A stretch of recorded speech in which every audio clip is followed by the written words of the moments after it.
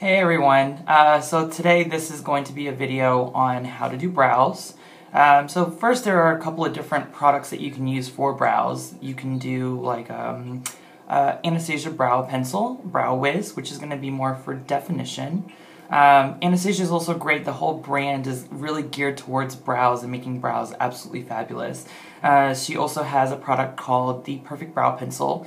For me, when I'm working with my clients, it's going to be more for filling instead of definition. So that's going to be the two differences between those two products. Other products for definition, like Dior's Brow Styler, is another great one. It's a powdered pencil, and it self-adjusts to your actual brow hairs. But today I'm actually going to be playing with a different product, one of my favorites. It's Anastasia's Brow Pomade Dip Brow. My shade is going to be in dark brown. One of my other favorites is actually one that my mom uses. She uses the Tarte. So we use that one in shade medium brown. So you can do any of those products. What's great about these ones is they're actually going to be waterproof, very smudge proof. There's a little bit of a learning curve to them, but once you get that down packed, they're completely amazing to use.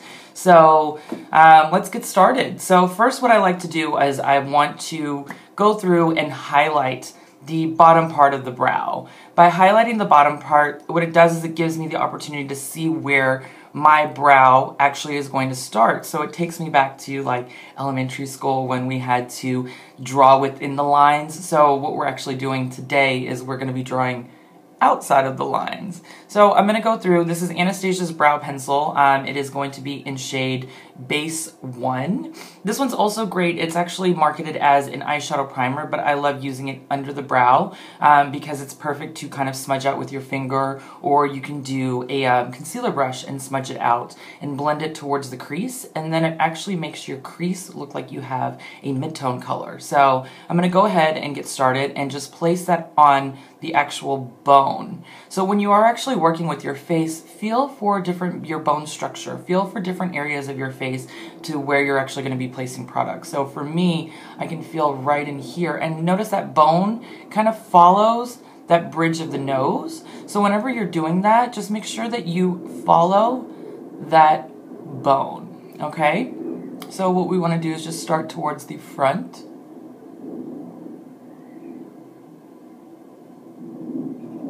And what's also great about this product too is like whenever you don't have the opportunity to get to your local person to either tweeze or wax your brows, what this will do is it'll actually kind of hide those hairs that didn't get the opportunity to get tweezed. So for all my clients that are in a rush and they don't have the opportunity to tweeze, this is going to be the perfect product to kind of lay down those brow hairs.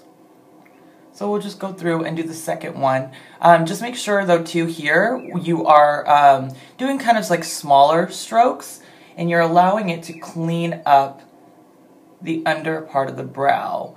You can also use this product above the brow, but we're going to wait for that here in a little bit. So now I'm going to be using the Anastasia, again, Dip Brow in shade dark brown. So the learning curve that comes into this one is you do not want to go directly from brush to product to brow. You want to pick up just a small amount of the product onto the brush, small amount, and you want to take your cap that it comes with and just kind of lightly go back and forth kind of motions just to thin the product out onto the brush. Once you're able to do that, the brows will become more natural with this product, because if you go directly, it's so full coverage and it dries fairly quickly. So what I like to do now afterwards is kind of go through and just comb upward on the brow hairs. Then I can see where the hairs are going to be more sparse. Okay, so when I'm doing that, when we're dealing with brows, we have 3 areas, the golden brow rule. So the brow is always going to start in the bridge of the nose. Then the second point, which is going to be the arch of the brow, is going to be from the tip of the nose going through the pupil. And you can kind of mark it if you need to. And the last point is going to be from the corner of the eye going diagonally up towards the temple. So one artistry trick, this is something that I've learned, it works for every single client, is if you find that middle part of your ear, see where that whole ear is at? And if you go right in the middle, following it up to that arch, what that's going to do is it's going to give you the slope of the end of the brow. So what I like to do is start towards the back, right around the arch.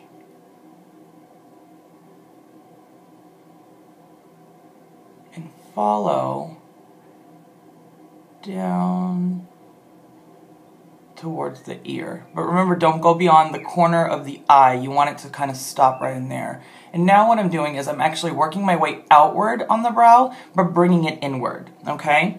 So that's going to be just a little bit of something that you have to get comfortable with. A lot of people want to start in the front of the brow, but to get that gradient look, or even in the polished brow look, you still want to start towards the back because that's where you want the most amount of coverage. So when you're dealing with the brush, you have a high saturation of color. So if you start towards the back, that's where it's going to actually build the color. So now from this point on, I want to just pick up a little bit more product from the cap, and then I want to work onto the other side. So for me, I'm able to freehand it, but if you do not feel comfortable, again, do your marking, and then you just have to connect the dots. But I do want to go back to that middle part of the ear and relax your forehead too. Sometimes we want to be so excited when we're putting on brows because it's like, right, we're going to be on fleek. But we need to make sure that we relax the forehead. Easiest way to do that is just to kind of go in circular motions, and that'll kind of relax that muscle for you. So we're going to go and do the second brow.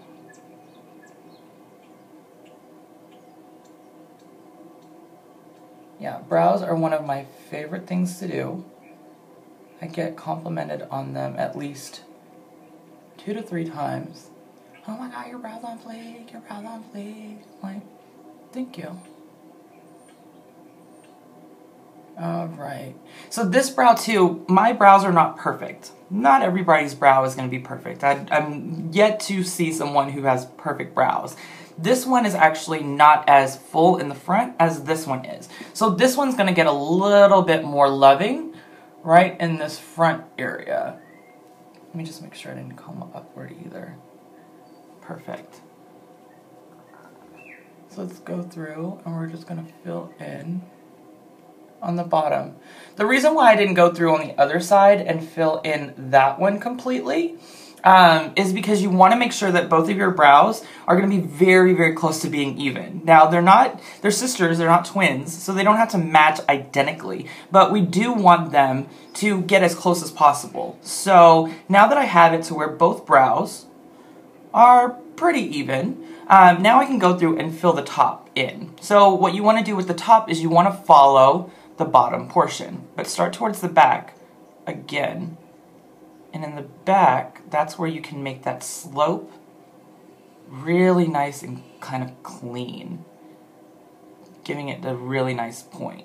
Now, when you're doing brows, you also have to put into consideration your face shape. If your face is going to be more chiseled, like mine, try to go with having a little bit more curvature. Now, if you do have that perfect oval shape, I'm mad at all of you who do, but go through and give it a little bit more of a sharp kind of cut to the brow. And see how I'm able to just follow it parallel to the bottom part of the brow.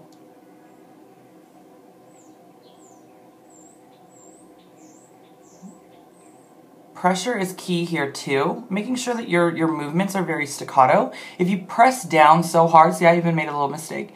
If you press down so hard on that brow brush, what's going to do is you're going to get a really lot of brow product, and that's kind of not what we want.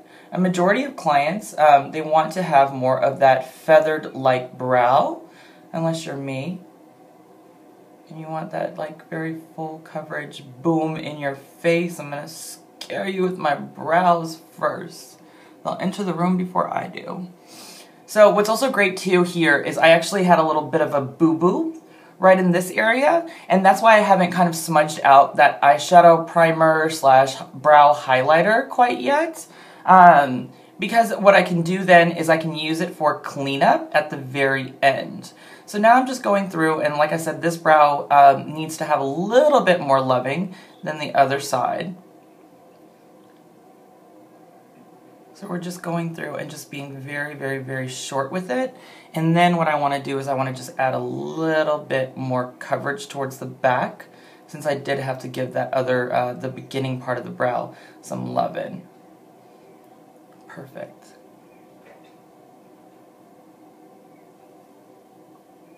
And then just make sure that they are going to be even on both sides.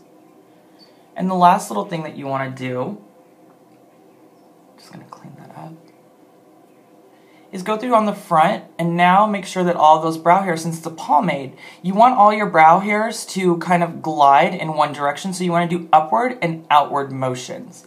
By doing the upward and outward motions, what you're going to get is those brow hair, to go in that one direction. It's almost like the hair on your head. When you have a natural part, if you don't want that part and you want to change it up, you have to, every single day, go through and comb it in that new part. So then when you do get out of the shower or whatnot, it will fall back into that part. So now I'm done with the Anastasia Dip Brow product. If we wanted to get a little bit more artistry driven, hold off. We'll work on that a later time. Let's get this down packed, and then we'll get into definition or more of a true gradient brow, getting a polished brow. But this is kind of the basics for the brow products, or getting just a really nice kind of clean brow. So now I'm going to take my finger, and right underneath the brow, what we're going to do is we're going to start kind of pulling downward on that brow highlight. And remember how I said by pulling downward, it's going to create where your natural skin is at. It's going to give it the appearance of having eyeshadow. So that's kind of my cheat. See how right in here now it has a little bit of that smoky-ish kind of detail? I love, love, love this product for that fact that it will give you the appearance of having just a little bit of eyeshadow in that area. So for my gals that are in a rush, this is going to be perfect if you don't want to throw on eyeliner or eyeshadow, and then just throw on a really nice kind of statement lip. What I went with is something more of a Marsala lip, which is Sephora's color of the year this year. So let's go through, and then remember this boo-boo right in here. Just make sure that you tap around that one, and it really will help to clean up the brow for you.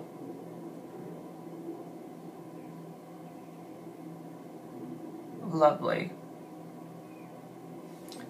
Now, of course, if you make more mistakes, you can just go back through with that brow highlighter to lightly clean it up. But that's brow. So I'm going to take it and just lightly up top, just on the back corner, just so we can give a little bit more emphasis to this kind of like curve that I have going on here. And we're just going to blend that in with your finger. And that's brows, guys.